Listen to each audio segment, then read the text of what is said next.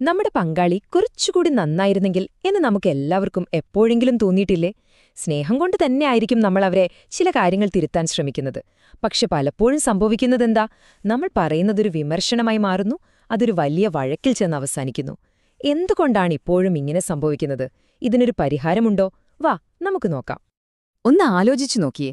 നിങ്ങൾ നല്ലത് മാത്രം വിചാരിച്ച് പങ്കാളിയോട് എന്തെങ്കിലും പറയുന്നു, പക്ഷേ പെട്ടെന്നാണ് സീൻ മാറുന്നത്.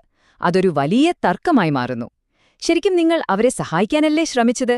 പക്ഷെ അവർക്ക് തോന്നുന്നതോ നിങ്ങൾ അവരെ കുറ്റപ്പെടുത്തുകയാണെന്ന്. ഇതെവിടെയോ കേട്ട് നല്ല പരിചയം തോന്നുന്നുണ്ടല്ലേ?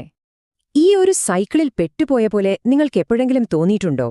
നിങ്ങൾ എന്തെങ്കിലും പറയുന്നു, അവർ പ്രതിരോധിക്കുന്നു, വീണ്ടും നിങ്ങൾ പറയുന്നു, ഇതങ്ങനെ തുടർന്നുകൊണ്ടേയിരിക്കും. ശരിക്കും ഒരു രക്ഷയുമില്ലാത്ത അവസ്ഥ. ഈ ഒരു അവസ്ഥയിൽ നിന്ന് പുറത്തുവരുന്നതിന് മുൻപ് എന്തുകൊണ്ടാണ് വിമർശനം ഒരിക്കലും ഒരു മാറ്റവും കൊണ്ടുവരാത്തത് എന്നതിന്റെ യഥാർത്ഥ കാരണം എന്താണെന്ന് നമുക്കൊന്ന് നോക്കിയാലോ? ഓക്കെ, അപ്പോൾ പ്രശ്നത്തിൽ നിന്ന് നമുക്ക് നേരെ അതിന്റെ കാരണത്തിലേക്ക് പോവാം. ഇവിടെയാണ് ഹ്യൂമൻ ഇലക്ട്രിസിറ്റി, അല്ലെങ്കിൽ നമുക്ക് മാനസിക വൈദ്യുതി എന്ന് പറയാം, ഈ ഒരു ഇൻട്രസ്റ്റിംഗ് കോൺസെപ്റ്റ് വരുന്നത്. നമ്മൾ സംസാരിക്കുന്ന രീതിയെ മൊത്തത്തിൽ മാറ്റിമറിക്കാൻ കഴിവുള്ളൊരു ഐഡിയയാണിത്. സിമ്പിളായി പറഞ്ഞാൽ വിമർശനം ഒരു അറ്റാക്ക് പോലെയാണ്. നിങ്ങൾ കൊടുക്കുന്നത് നല്ലൊരു ഉപദേശമായിരിക്കാം, പക്ഷെ അവർക്കത് കേൾക്കാൻ പോലും പറ്റില്ല.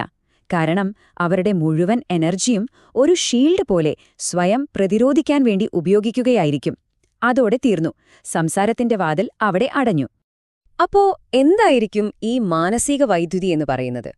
ഇതൊരു സയന്റിഫിക് ടേം ഒന്നുമല്ലാട്ടോ, ഇതൊരു കോൺസെപ്റ്റാണ്. നമുക്ക് ചുറ്റുമുള്ള ഒരു ഇൻവിസിബിൾ എനർജി ഷീൽഡ് പോലെ ഇതിനെ കാണാം.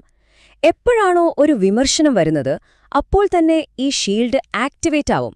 പിന്നെ പുറത്തുനിന്നുള്ള ഒരൊറ്റ നിർദ്ദേശവും അകത്തേക്ക് കടത്തിവിടില്ല. അതുകൊണ്ടാണ് നിങ്ങൾ എന്തെങ്കിലും പറയുമ്പോഴേക്കും അവർ ഒന്നുകിൽ മിണ്ടാതിരിക്കുന്നത്, അല്ലെങ്കിൽ ദേഷ്യപ്പെടുന്നത്. അപ്പൊ നോക്കൂ, ഇവിടെ രണ്ടും രണ്ടാണ് നടക്കുന്നത്. നിങ്ങളുടെ ലക്ഷ്യമെന്താ? അവരെ ഹെൽപ്പ് ചെയ്യണം, അവരൊന്ന് നന്നാകണം. പക്ഷെ അവരുടെ ഭാഗത്തോ? അവർക്കതൊരു യുദ്ധം പോലെയാണ്. അവർക്ക് അവരെ തന്നെ ന്യായീകരിക്കണം. ഞാൻ